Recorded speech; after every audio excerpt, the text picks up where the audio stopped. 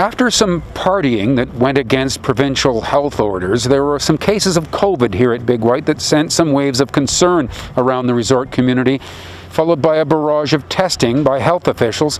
We spoke to Senior Vice President Michael J. Ballingall from Big White to help us sort it all out. Most of the staff that work at Big White Ski Resort, whether they work for the lift company or not, live in private accommodation that's managed by private citizens and private landlords. You can't control how firmly they stick to these protocols. We have nothing to do, just like any employer watching this interview has no reason to go knock on one of your employees' doors in a private residence. They're young people. Parties do happen. We know that they happen, and we do our best to curtail them, but we ask for the assistance of the regional district and the RCMP. Today, dozens of people were lined up for a second round of testing by Interior Health. 2 staff members, I understand, have tested positive, and more are being tested? There are staff members of ours in the community that have tested positive that are in isolation. There are others that have been told to self-monitor, and there's others that have been told to self-isolate. I feel safer up here than I am in downtown Kelowna. I definitely feel safer on the slopes than I do in buildings.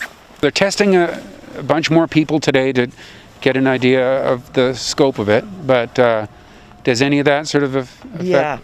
Yeah, it does. Worries you a bit? I'm going to have to think about if I'm going to go up or not. Yeah, that does freak me out. Yeah. We are working incredibly close with Interior Health. They have inspected all our COVID-19 protocols throughout the entire resort. We are getting incredibly good feedback. It is a very safe place to go from the protocols that we have in place. They are not worried about that. If they were, they would have told us by now. They've been up there enough. All our buildings have been inspected by the health authorities.